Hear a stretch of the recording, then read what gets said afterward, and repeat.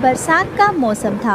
आसमान में काले बादल छा गए थे। छोटे छोटे पंछी अपने घरों में छिप रहे थे। रानो चिड़िया की छोटी सी झोपड़ी के ऊपर बारिश की बूंदें टप टप गिर रही थी। अरे रानो, आज फिर आधा दिन बारिश में उड़ उड़ कर दाने ढूंढे। पंख इतने भीग गए कि उड़ान भी भारी लगने लगी। जेब मतलब चोंच में बस 2 दाने आए हैं। ये मौसम तो हमें पूरा डुबो देगा। तुम रोज ही भीग जाते हो टुन्नू, लेकिन अब ये हमारी टालियों वाली झोपड़ी भी टपकने लगी है। देखो, ऊपर से पानी सीधे घोंसले में आ रहा है। गुड़िया तो ठंड से कांप रही है। अम्मा, मेरे घोंसले वाले कोने में जहाँ मैं सोती हूँ वहाँ भी पत्तों से पानी टपक रहा है। तकिए मतलब पत्ते के नीचे। दोस्तों, ये रहे हमारी आज की वीडियो के प्यारे सब्सक्राइबर्स और फॉलोअर्स के नाम। समरजीत सिंह, अंजू यादव, वनीता, शबाना, सुनंदा और जो नहीं चुने गए, चिंता मत करो, अगली बार तुम भी बन सकते हो जंगल के सुपरस्टार। दोस्तों, अगर आप भी चाहते हैं मैं आपका नाम अपनी कहानी में लूं, तो देर किस बात की, जल्दी से कमेंट करके अपना नाम हमें भेजें। टपक रहा है। तकिए मतलब पत्ते के नीचे सब गीला हो गया। अरे मेरी नन्ही चिड़िया, तू चिंता मत कर। अभी बाबा डाल पे चढ़ के सूखी पत्तियों से ढक देगा, फिर कोई बूंद अंदर नहीं आएगी। तुम्हें भी अपना ध्यान रखना चाहिए टुन्नू। रोज भीग कर लौटते हो, पंख सुखाने का भी वक्त नहीं मिलता। अगर तुम बीमार पड़ गए तो ये घोंसला कौन संभालेगा? अरे हम परिंदे हैं रानो। बारिश और हवा तो हमारी किस्मत में लिखी है, लेकिन हाँ, अगर हमारे पंख भी जवाब दे दें तो उड़ान मुश्किल हो जाएगी। बाबा, मैं आपकी मदद करूंगी। मैं ऊपर उड़कर पन्नी फैला देती हूँ ताकि पानी अंदर ना आए। नहीं बेटा, ऊपर की डाल फिसलम भरी है। रहने दो रानो, हमारी गुड़िया छोटी जरूर है लेकिन पंखों में दम है। जाओ बेटा। छत से पानी टपकता है, बर्तन रखे जाते हैं। गुड़िया बेटा, ऊपर जाकर वो नीला तिरपाल फैला दे, वरना रात को हम सब भीग जाएंगे। गुड़िया छत पर जाती है। हवा और बारिश में फिसलते हुए तिरपाल फैलाती है। बरसात में हर कोई अपने घर को बचाने में लगा था। कोई डालियों में छुपा था, कोई पत्तों के नीचे और कोई अपने घोंसले की मरम्मत में। लेकिन कालू कौवा और जंगल का तोता दोनों तो दूसरों का मजाक उड़ाने में सबसे आगे थे। अरे तोते भाई, देख नीचे, ये गरीब रानो और उसका मजदूर पति टुन्नू तिरपाल से घर ढक रहे हैं। सोच रहे हैं इससे उनका घर बच जाएगा। हा हा हा कालू, इनकी चोंच में तो बस 2 दाने आते हैं और बातें करते हैं रंग बिरंगे घर की। अरे भाई, दाने भी उधार के खाते हैं और सपने मोर के पंख जैसे चमकदार। ये चिड़िया तो बस सपना ही देख सकती है। और देखो, वो छोटी गुड़िया चिड़िया ऊपर चढ़कर पत्ते फैला रही है। अरे बारिश में फिसल कर गिर जाएगी तो फिर रोना धोना मच जाएगा। दोनों ठहाका लगाते हैं। इन गरीबों को देख देख के मजा आता है। मेहनत करते हैं लेकिन नतीजा वही टूटी डाल, वही टपकता घोंसला। बारिश अब हल्की हो गई थी। रानो चिड़िया अपनी झोपड़ी के बाहर पानी झाड़ रही थी। तभी रानी चींटी आती है। उसके पीछे छोटी छोटी चींटियां पंक्ति बनाकर चल रही थी।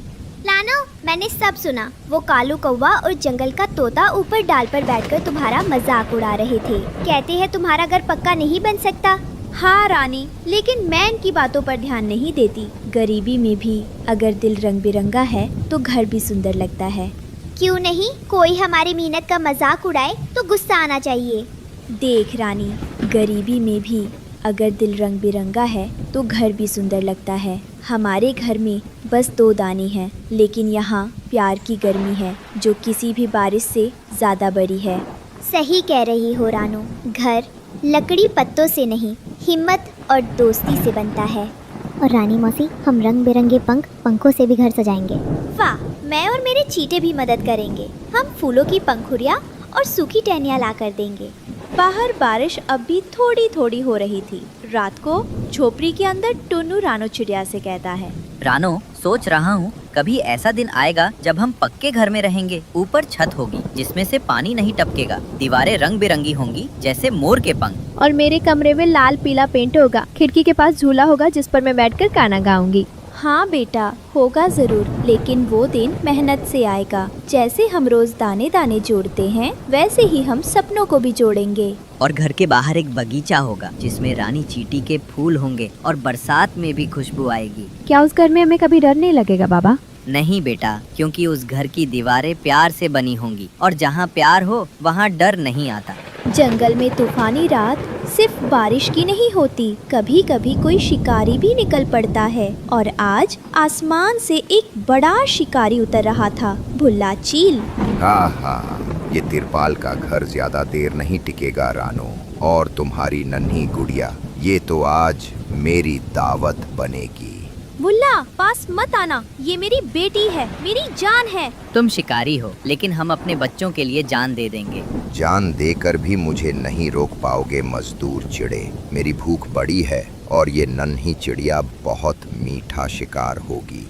चील बिजली जैसी तेजी से झपटता है और गुड़िया को अपने पंजों में पकड़ लेता है। गुड़िया चीखती है, अम्मा, बाबा, बचाओ। अगली सुबह बारिश थोड़ी थम गई थी। रानी चींटी अपने सैनिकों के साथ रानो के पास आती है।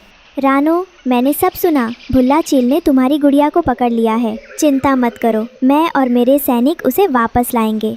लेकिन रानी, वो चील का इलाका बहुत खतरनाक है। वहाँ बड़े बड़े पेड़, ऊंची चट्टानें और तुम्हारी जान को भी खतरा होगा। दोस्ती में खतरा नहीं गिना जाता रानो। तुमने पहले भी हमारी मदद की है, अब हमारी बारी है। रानी चींटी और उसके सैकड़ों छोटे छोटे सैनिक पंक्ति बनाकर चील के इलाके की तरफ बढ़ते हैं। रास्ता ऊबड़ खाबड़ था। वही भुल्ला चील आग जलाकर बैठा था। आज दावत पक्की है। इतनी नन्ही चिड़िया, इतनी कोमल, वाह। तभी चींटियां चुपके से घोंसले पर चढ़ने लगती हैं। सैकड़ों चींटियां चील के पैरों और पंखों पर चढ़ जाती हैं और जोर जोर से भाले से हमला करती हैं। अरे ये क्या है?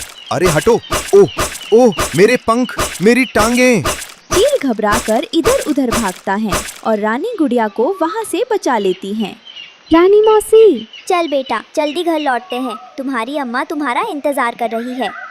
सभी मिलकर घर वापस लौटते हैं और रानो अपनी गुड़िया को गले लगाती है। और इस कहानी से ये सीख मिलती है, सच्ची ताकत बड़े पंखों में नहीं बल्कि बड़े दिल में होती है। चाहे हालात कितने भी मुश्किल हो, मेहनत, हिम्मत और दोस्तों का साथ हर सपने को सच कर दे।